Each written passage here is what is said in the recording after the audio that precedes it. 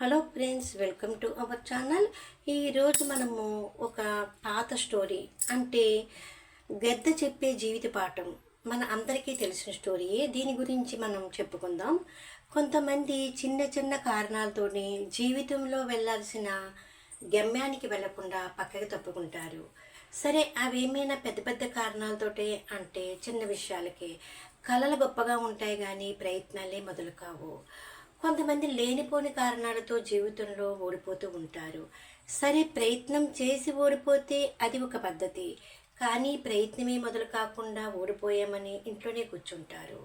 ఇలా చేసి ఉంటే బాగుండు, అలా చేసి ఉంటే ఇంకా బాగుండు అనుకుంటూ ఇతరులకు సూత్రులు చెప్తారు. కానీ అప్పుడే ప్రయత్నం చేసి ఉంటే కనీసం ఆశయం కోసం ప్రయత్నం చేశామనే తృప్తి అయినా మిగులుతుంది కదా.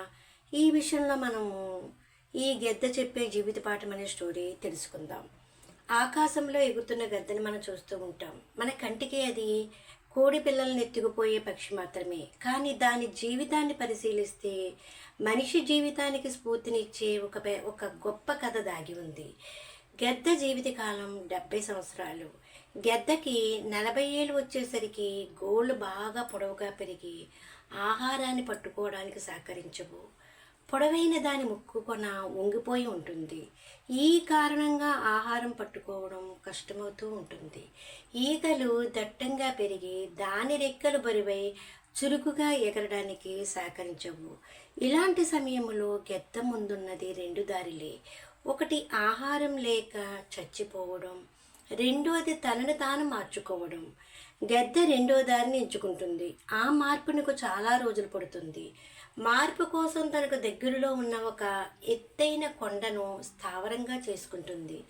పెరిగిన ముక్కు కొనను కాలిగోళ్ల మధ్యలో పెట్టుకుని బాధ కలిగిన నెమ్మదిగా ఒలిచివేస్తుంది. ఆ తరువాత ముక్కు మళ్ళీ కాస్త కొత్తగా వచ్చి పదును పెరిగే వరకు ఎదురు చూస్తూ ఉంటుంది. పదునుగా పెరిగిన కొత్త ముక్కుతో అవసరానికి మించి పెరిగిన కాలిగోళ్లను వదిలించుకుంటుంది. ఆ తరువాత తన ఈకలను తానే పీకేస్తుంది. అలా మళ్ళీ కొత్తగా జన్మిస్తుందన్నమాట. బరువుగా ఉన్న తన రెక్కలను తేలికైపోతాయి. ముక్కు మళ్ళీ పదునుగా మారుతుంది. గోళ్ళు ఏదైనా పట్టుకుంటే వదలకుండా తయారవుతాయి. మళ్ళీ బతిక పోరాటంలో దూకేస్తుంది. గద్ద జీవితంలో ఎంతో గొప్ప స్ఫూర్తినిచ్చే స్టోరీ ఉంది కదా. చిన్న చిన్న విషయాలకే కుంగిపోయి జీవితాన్ని నాశనం చేసుకునే బదులుగా పోరాడితే గెలుపు మీ కాళ్ళకు దగ్గరికి వస్తుంది. మనం గెలవాలంటే మనలో మార్పు తప్పనిసరి.